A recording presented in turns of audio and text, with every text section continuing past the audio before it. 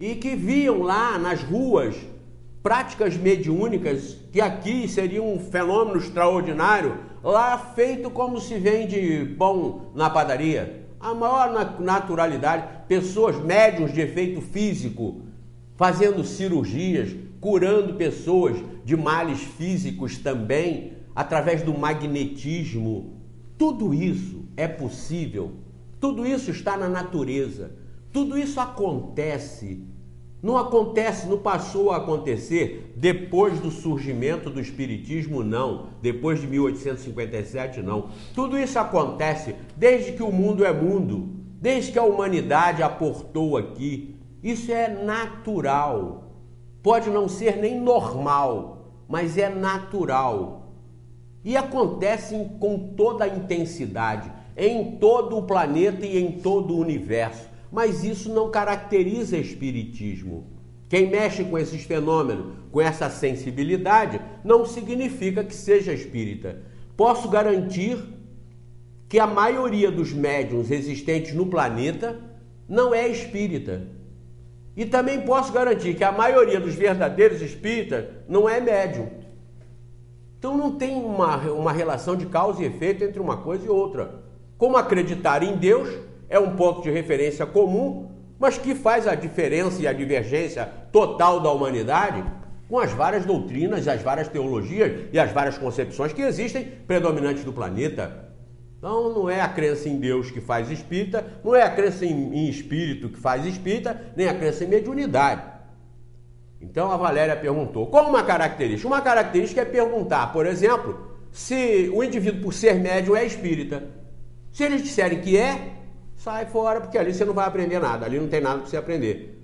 É melhor você comprar o livro dos Espíritos, ser espírita em casa, pesquisar, analisar e vai saber mais do que eles, que você ficar perdendo tempo e se envolvendo e se enrolando nesse tipo de ambiente. Para os espíritas se contorcerem na poltrona, eu vou aqui dar uma senha.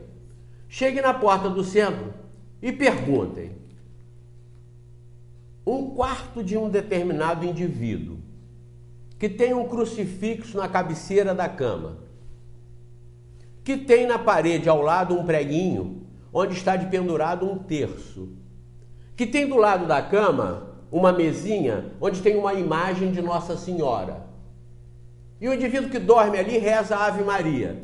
Qual a religião dele? Respondam. Claro que vocês já responderam.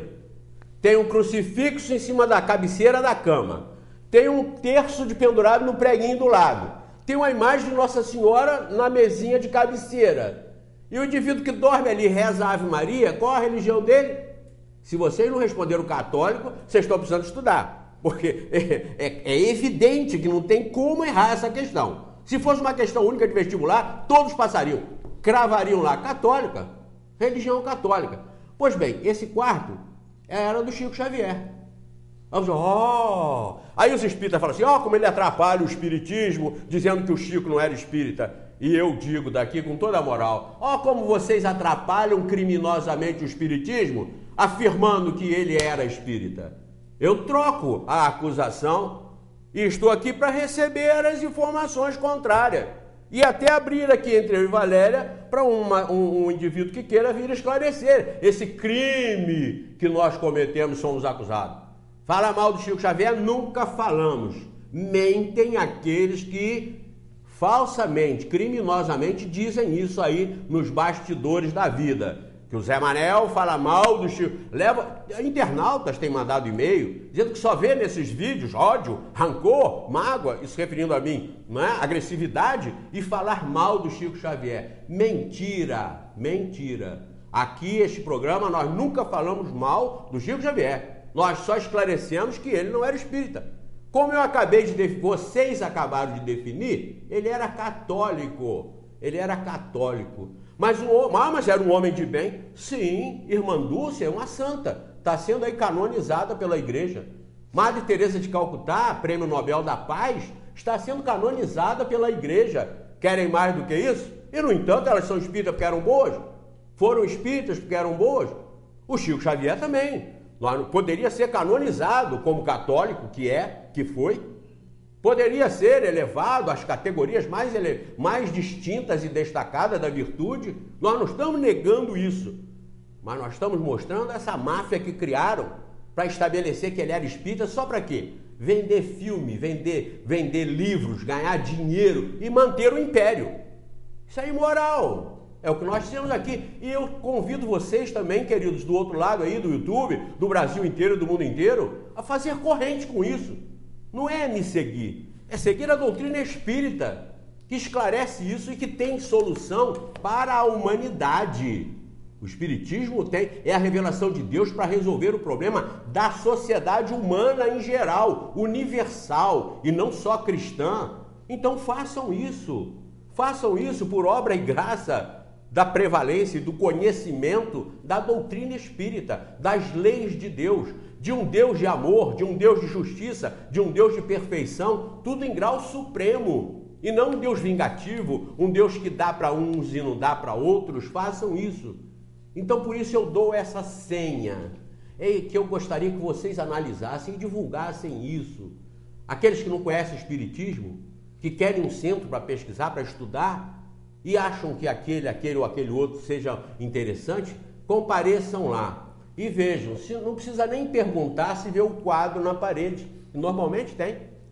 Os folders de propaganda de livros, filmes e etc., está nessas franquias chamadas Centro Espírita, espalhado pelo Brasil inteiro. São franquias da federação, cujo interesse não é o Espiritismo.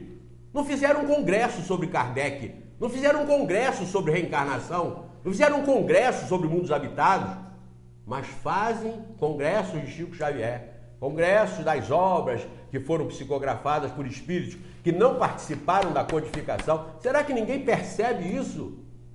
Eu tenho sido procurado por pessoas que têm 50 anos de espiritismo, e isso com incidência constante, permanente, que vêm atrás de mim, querendo dizer, olha, nós precisamos sentar para conversar, para discutir. Não posso. Vocês já estão com o copo cheio. Ninguém com o copo cheio aguenta receber mais um pingo. Se der mais um pingo, transborda. Esvaziem o copo. E eu recomendei semana passada para um espírita de mais de 50 anos de centro espírita, entre aspas, estude, meu amiguinho, o Livro dos Espíritos. Eu não posso conversar com você antes de você estudar o Livro dos Espíritos. E ele já está há 50 anos exercendo cargos em diversas funções em centros chamados de espíritas, como presidente de centro, como diretor de entidades representativas de movimento espírita, com questionamentos loucos, perdido completamente, achando até que o espiritismo já está errado, ou achando que o espírito fulano de tal falou isso, que o ícone da oratória fulano de tal falou isso, que é um médico muito experiente, muito capacitado por ser psiquiatra, então disse isso, com mais isso que o outro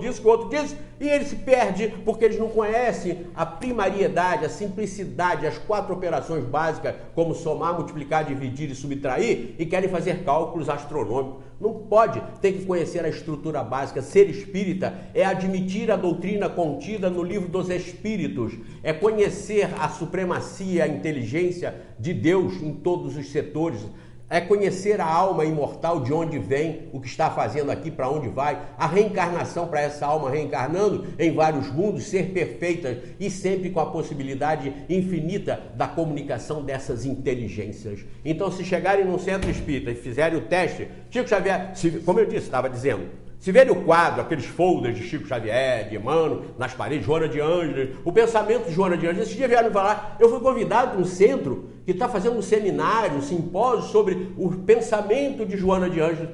E o camarada que veio me falar muito espertamente falou, e lá me interessa saber o pensamento de Joana de Ângeles, que é um espírito católico que enrola essa turma toda aí do movimento espírita e que é aplaudido porque isso rende dinheiro, isso dá status. Eles não sabem o que vão fazer, eles não conhecem as questões básicas e primárias do espiritismo, então eles têm que ter recursos para continuar mantendo a porta aberta e continuar atraindo gente. Então eu estudo Emmanuel, eu estudo Joana de Ângeles, Chico Xavier, mostro lá, tudo coisas de mistura que não tem nada a ver com o espiritismo. Então, se perguntaram, Chico Xavier é espírita, e disseram que vocês entrem por educação, claro, vocês podem entrar numa igreja católica, protestante, num lugar qualquer, num templo qualquer, num centro de umbanda, para pesquisar, para ver como é que é, podem. Nada é imoral nisso, nada é imoral. É pesquisa. Quem pesquisa faz isso, não é? Então, vocês entrem, assistam a reunião e tal, mas saiam de lá convencidos de que aquela turma toda ali tem que aprender espiritismo. Espiritismo. Tem lá nome de centro espírita, mas o que menos tem lá deva ser espiritismo. E sim essa distorção que nos leva como mais um material que eu recebi, não vou pedir o Guto para mostrar o nosso simpático câmera, para eu não fazer propaganda. Já me disseram até, rapaz, você falando isso é capaz de muita gente correr para lá, mas eu não vou dar as características já por ad cautela. Isso saiu aqui no jornal de 24 de outubro de 2010, no jornal O Dia. Eu estou dizendo a fonte porque aqui só falo coisas que eu tenho certeza que são publicadas, como esse lance do quarto do Chico Xavier. Não sou mais eu que vou dizer para vocês que ele foi um católico, não sou mais eu. Vocês mesmos sabem disso e vão dizer isso para os outros, porque o quarto que está definido lá, que tem a fotografia inclusive na revista, define a questão. Eu não preciso mais falar aqui e ficar às vezes incomodando ninguém, porque isso é documental. Torcer essa verdade é forçar muito a boa vontade das pessoas e ser de muita má fé, se fingindo ignorante para continuar batendo nessa tecla de que o Chico é um ícone do espiritismo, foi um católico, um grande homem e um grande médium, indubitavelmente, inquestionavelmente, um grande médium. As suas psicografias eram autênticas. Agora, as ideias que os espíritos passavam podiam não ter nada a ver com a doutrina espírita, como não tinham. Muitas delas. Leiam Brasil, Coração do Mundo, Pátria do Evangelho. Uma imoralidade. Leiam aquilo. Preconceituoso, faccioso, indutivo para o que interessa para a Federação Espírita Brasileira. Leiam aquilo. Leiam com inteligência, com racionalidade, sensatez e me digam se aquilo é espírita. Claro que não é. Mas mediunicamente transmitido. Então os espíritos estão aí mandando as informações como estão aqui. Olha, saiu nesse jornal na seção de classificados, na página 45, eu estou dando tantos dados que vocês vão, se quiserem comprovar, vá lá. A casa do famoso pai fulano de tal, tem aqui o nome dele, 2 pontos, entre aspas na frente. Poderoso homem do espiritismo brasileiro.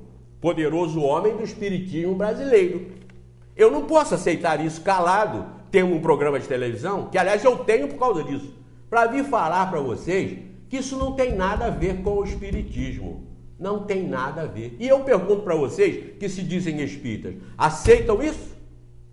A federação, por que não explica o que é espiritismo? Por que ao invés de fazer um filme, patrocinar um filme com 10 milhões de reais, a parte da federação, porque o filme nosso lá custou 20 milhões de reais. Por que ao invés de gastar 10 milhões de reais lá, não gastaria menos de 1 milhão para esclarecer o Brasil e, consequente, o mundo a respeito do que é o espiritismo? Por que não fazem isso? Porque não tem interesse. Seria o mesmo que perguntar por que a Igreja Católica não divulga a reencarnação. Por quê? Porque eles não sabem que existe? Porque eles são ignorantes? Não. Está aqui, eu estava vendo aqui ainda agora, porque está sempre me acompanhando, Papa João Paulo II, que diz na encíclica Fides et Ratio